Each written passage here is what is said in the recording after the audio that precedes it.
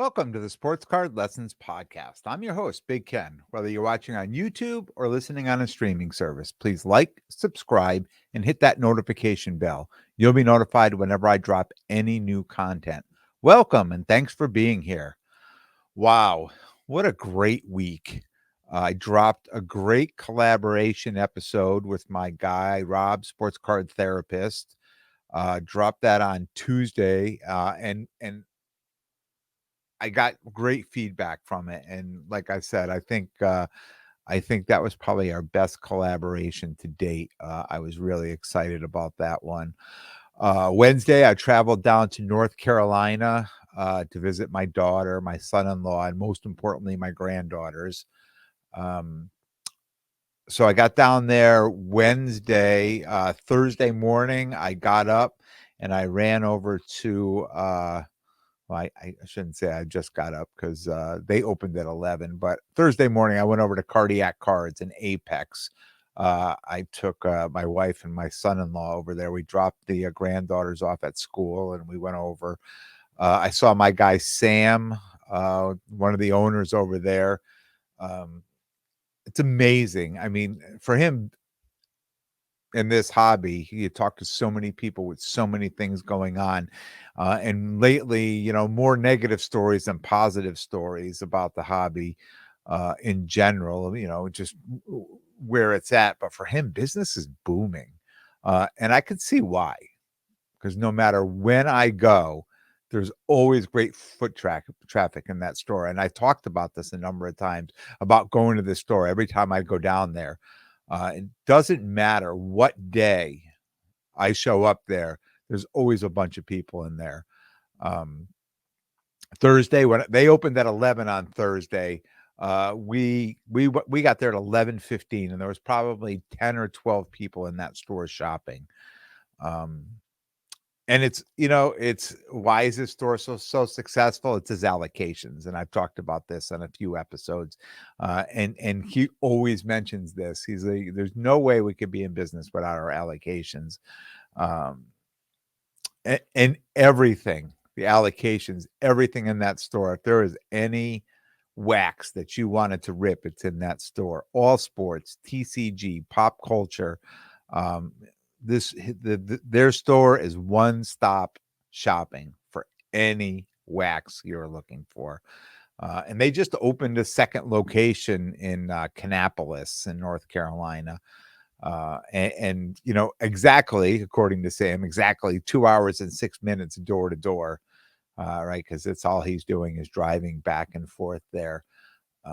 But again, great store. I love going there, and I always pick up some wax to rip when I'm down there. This particular time, I bought some women's soccer cards that I wanted to open up with the granddaughters, which was really kind of cool.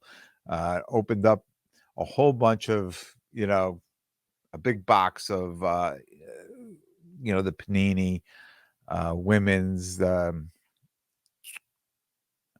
World Cup, the World Cup women's soccer cards. So we opened them up. We got all the base cards out, put them all aside, and then they started matching them up. We played a memory game with just these cards, with the base duplicates. We were playing a memory game, so it's just kind of cool. I talked about I was going to go to a show on Saturday down there at the fairgrounds in Raleigh. And unfortunately, this weekend was just toys and comics, and next weekend was the cards. I drove over there. I got up early Saturday. I drove over there. I was all excited. I brought some cards with me. Had my Zion case. I got over there and I started talking to a guy outside. He's like, "The show is in this building, but says next weekend is the cards. This weekend is just toys and comics."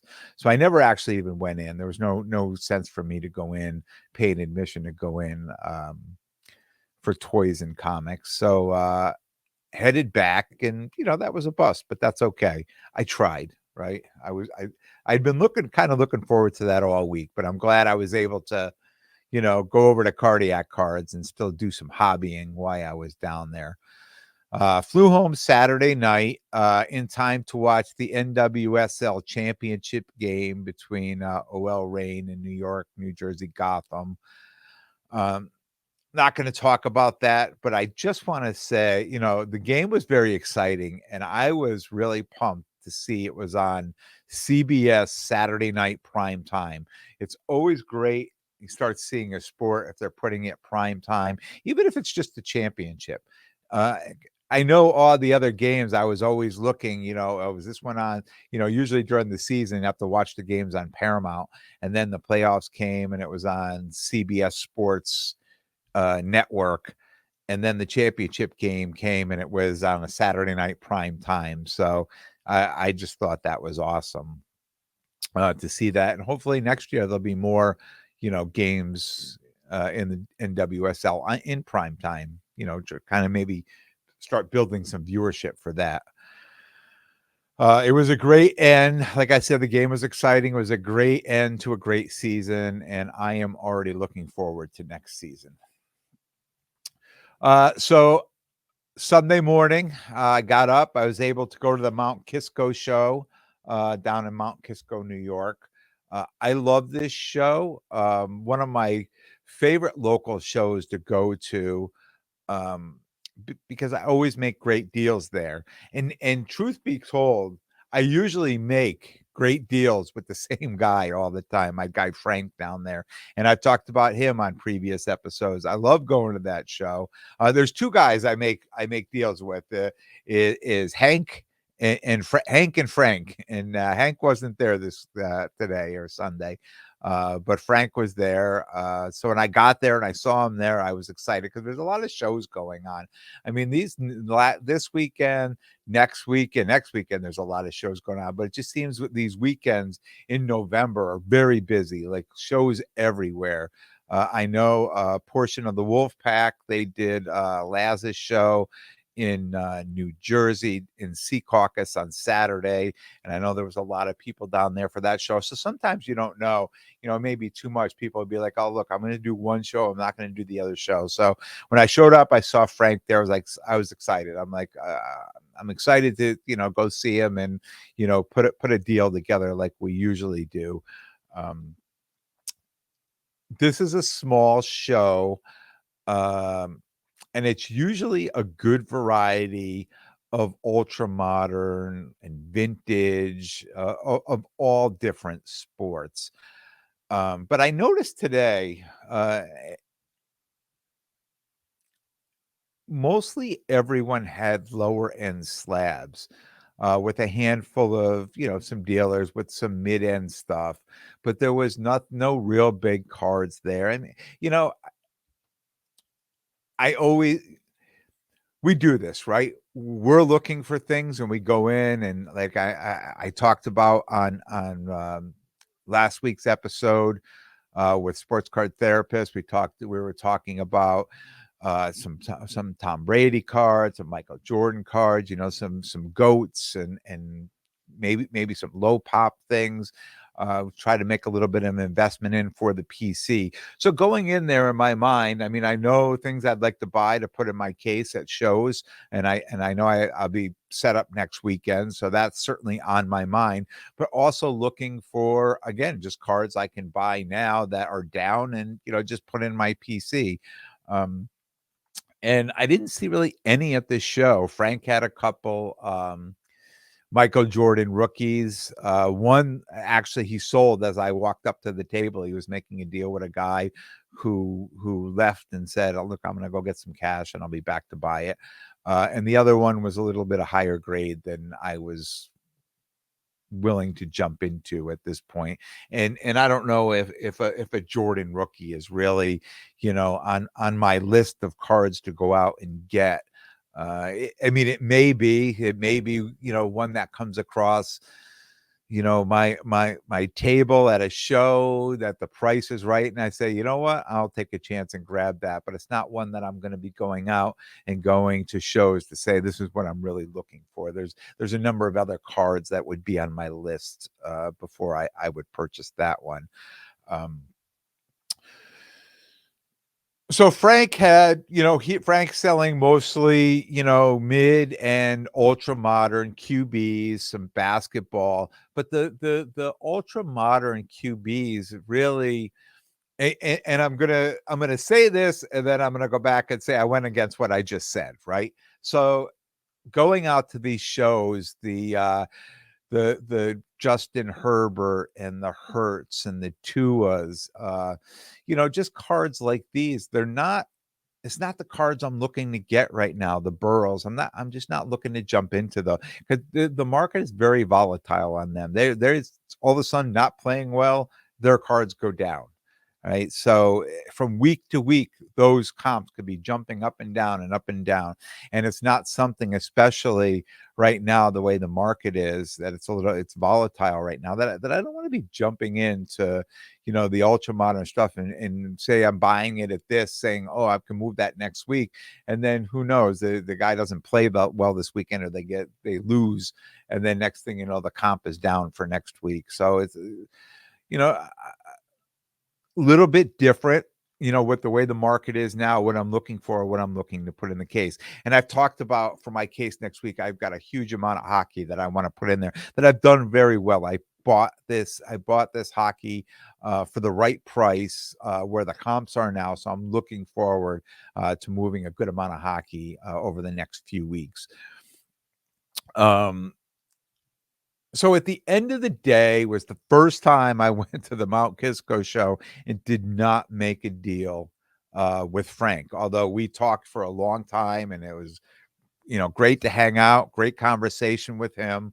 And also I want to just throw a quick shout out on IG to @Homer Sports Cards. I met him at the show, met him at Frank's table, and we've talked on Instagram a lot. It was the first time I got to meet him, so I just wanted to give him a quick shout out too. But we were both surprised we didn't get a deal done. But I mean, he even went through my cards too, said, wow, I like this one, I like that one. But as we started looking at the prices and then a possible trade, like I said, the Jordan was a little bit higher than what I was looking to trade into right now. And the other cards, I'm just not looking to get into any of that football right now. I just think it's just too volatile right now on some of these players to jump into. So I was just kind of staying away from those.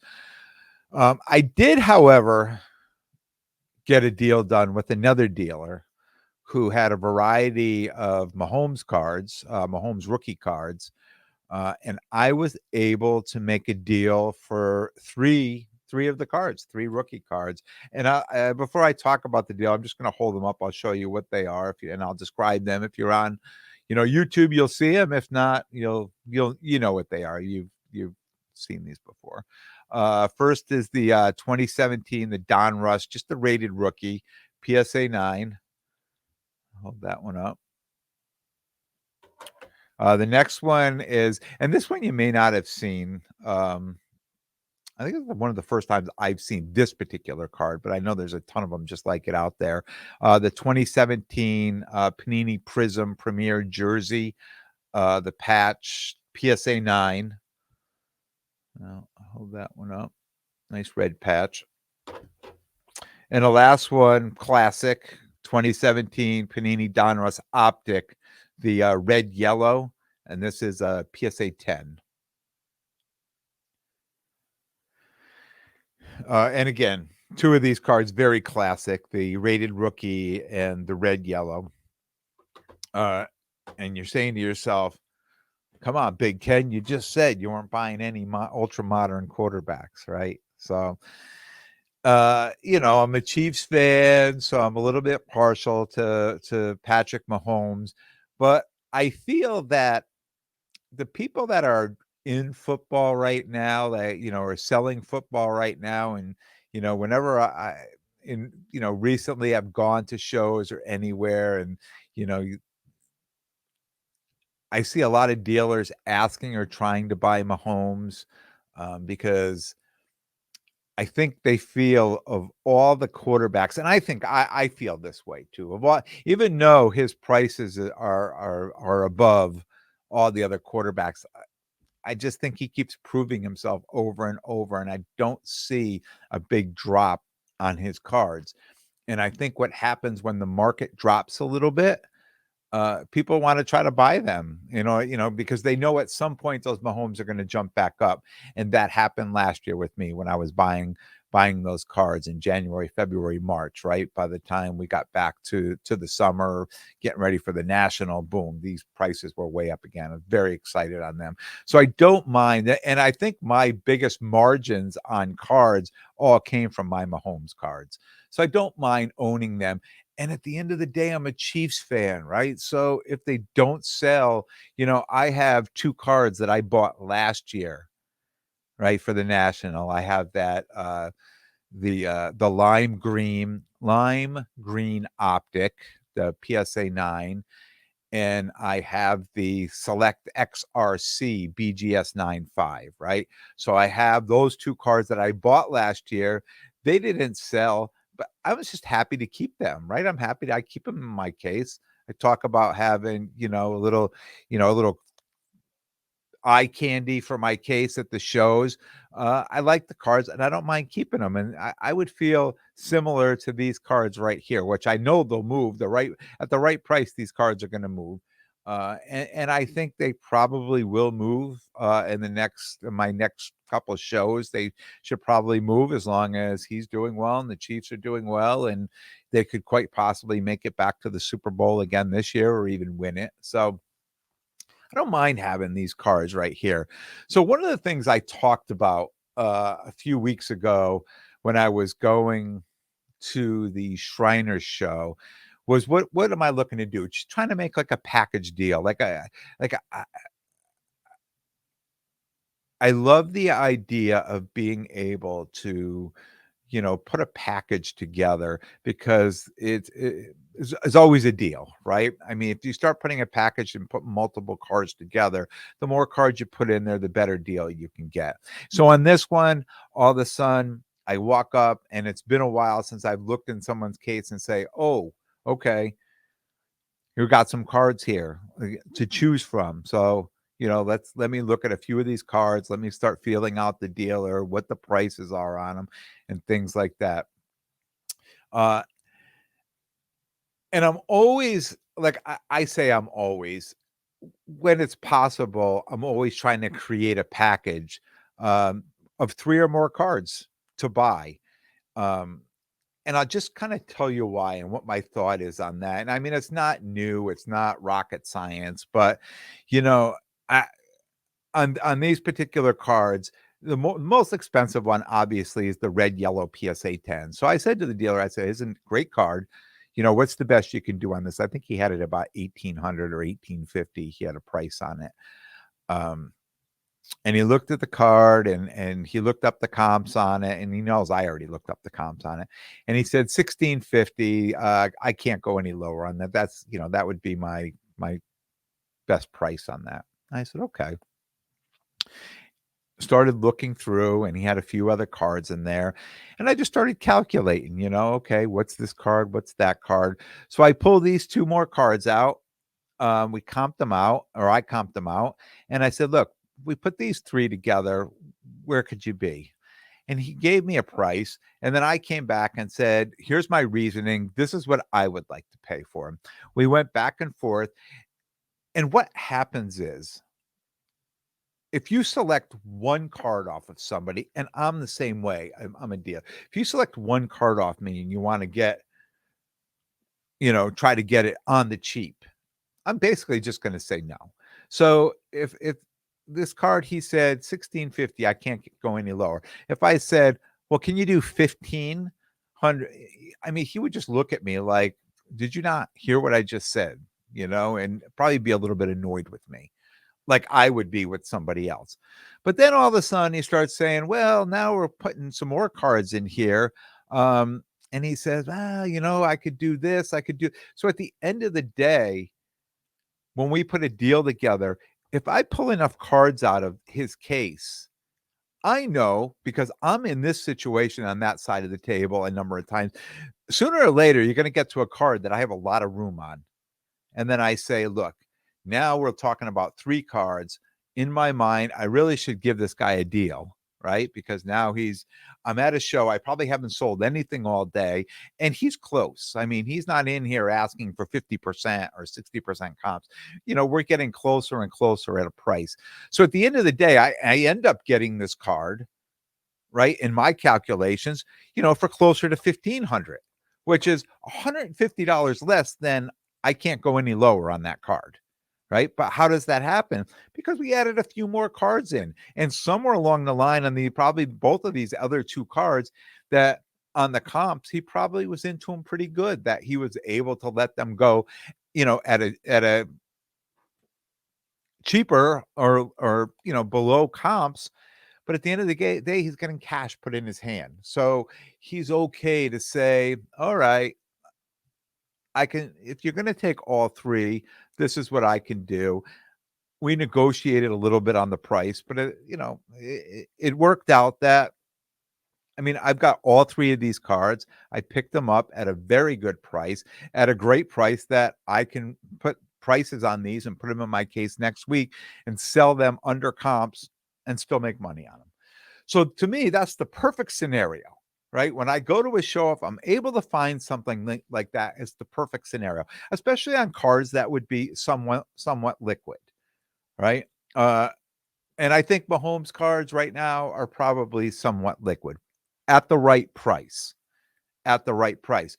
So it starts with me negotiating this great deal that I can take these cards, I can put my margins on them, and then go to the next show and still give them to somebody at a decent price where they're going to buy the cards and say, hey, go to their friend, hey, look, I just look at the current comp, but this is what I picked this card up. So everybody's happy, right? I don't know if he's happy. I mean, I know he was happy to take the money, and he may regret it after I left or when I drove home, or he may say to himself, you know what, that was a good deal for me. I ended up, making some money on this card and that card, or maybe breaking even on this card. But if we're all happy at the end of the day, that's really what counts, right? So these are the deals that I love to do, and I haven't been able to do many of these deals lately because I've been going and seeing people having tons of these lower end stuff in their case, $60, $70, $80 slabs in their case. I don't want to be that guy that's got 100 of these, have to sell 100 of these low end slabs, just to start making money. But I don't want to be that guy that's got these, $3, $4, $5, $8, $10,000 cards either, that you wait for that one sale to make up for the last 3 months of what you've been doing. So I just want to be that guy in the middle. I want to be able to go, and sell, 6, 8, 10 cards, make what I'm going to make for the day, and just be happy. Be able to spend the day in the hobby, and it paid for itself, and probably bought another card or two that I could put in my PC. Just a sustainable hobby for me. But the more cards you add on a deal, the better chance you're going to find a dealer that's got room on a card, or he's into a card and he can make a better deal. And let's face it, I mean, all the comps are down right now on everything. So I think people are okay saying, all right, maybe on that one card, I don't want to get beat up that badly. But hey, if you're going to take these three, I'm happy to take your cash and put it in my pocket and go home with something to show for the day.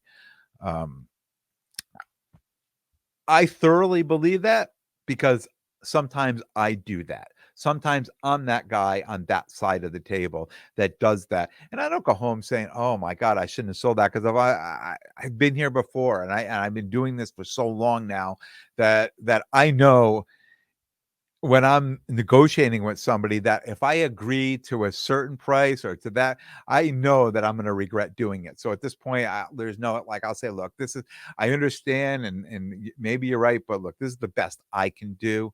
And, bottom line, that's where I'm at. And then I live with myself with that decision. I can live with myself. I'm not going to go home saying, oh man, I should have never let that go or whatever. I'm happy about that. It's funny that I had a few conversations with dealers who immediately were reminiscing about better days at shows. So I probably talked to 5 or 6 dealers like a conversation, not just like, hey, how you doing, but just started talking about a card or this or that, and just immediately reminiscing about better days at shows, that cards that they bought for $100 and then graded and it came back at 10 and it was worth $2,000. And then the other people talking about cards that they invested a ton of money in and just took a bath on them, like a Zach Wilson or a Trey Lance or a Mac Jones, and I almost felt like they were wearing these stories like badges of honor, right? To say, like, I've been in the trenches and I've been down there and I've done this, because we've all done that, right? Um, but what I figured out of all these people I've been talking to, and I say to them, how long you been setting up, or when did you jump back in the hobby? And all these guys are guys who jumped into the hobby within the last few years. And it almost seems like they're on their way out feeling defeated now that the market is down. Like, they're at the show, they're putting the work in, they've showed up, and I think, on the way to the show and getting ready the night before to the show, that they're getting all their stuff together, thinking, yeah, tomorrow's going to be the day. I'm going to sell all this stuff. These are going to be great days, and people are going to show up bags of cash, and everything's going to sell. And I think they get to the show, and by the time I get there at 11 o'clock or 11:30 and the show opens at 9, and it's not that busy, and they're slumped in the chair and they're like, how you doing? And I'm like, oh, it's like, if there's something in this case, I know I could make a deal. Just, I just by looking at this scenario right here, I bet you I could pull some cash out and make a deal. So I think they're feeling a little defeated now that the market is down. Nothing stays good forever, right? I mean, nothing, the good, you got to take the bad with the good. It's never going to be all good all the time, and it's never going to be all bad all the time either. But I find too, with some of these guys, they're the same guys who refuse to sell their cards at a loss when the comps are down, and not getting creative, you know, to be able to sustain themselves in a volatile market. Um, just having the cards in the case, I don't think is good enough anymore.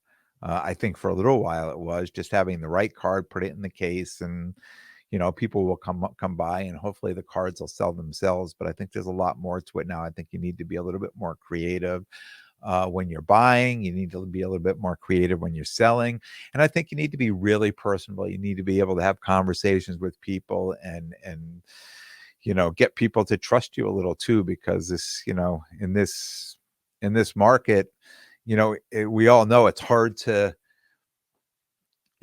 trust people. So we talk about our wolf pack all the time, having the people around you that, you can trust, that you can reach out to, that you can rely on, and can help you through, no matter what you've got going on, and other people out there. And, that's probably one of the best things I think about this hobby. And I've talked about this countless times, just being the people in it and the people around that, we're all out there helping each other and pick each other up if we're down, type of thing. And I think that's a lot more important than a lot of other things going on out there today. No one is perfect, right? As a dealer, as a collector, we all take a hit on cards, especially for prospecting. I did. I bet you every one of you out there listening, we all took hits on cards, but what we learn from it and how we rebound determines our longevity in the hobby. And at the end of the day, it's a hobby, right? It should be fun. It shouldn't be it shouldn't be a lot of work. I mean, I know the hobby's a little bit of work, but it's that fun kind of work, right? It should be fun what we're doing. And I think about this. Here I am. I'm getting ready to go, when I was getting ready to go down to North Carolina, I'm planning it out, right? I'm going to hit the local card store, and I'm going to try to hit a show down there. And then when I come back the next day I'm going to hop in the car after I fly in the night before. I'm going to hop in the car and drive an hour down to New York and go hit a show. These things are fun to me. Getting ready to do this podcast. These things are fun to me, because if they weren't fun, I wouldn't be doing them. Right. So I think when we look at people in the hobby and we talk to people in the hobby, I think sometimes we just need to remind people this stuff should be fun. We should be having a good time doing this, regardless of what we're doing in the hobby. We should be having a good time doing it. That's all I have for today. I will be back Thursday with a brand new episode. I want to thank everyone for tuning in. And if you like what you hear, please definitely subscribe. And most importantly, tell a friend and spread the word. And until next time, take care of yourselves and everyone around you.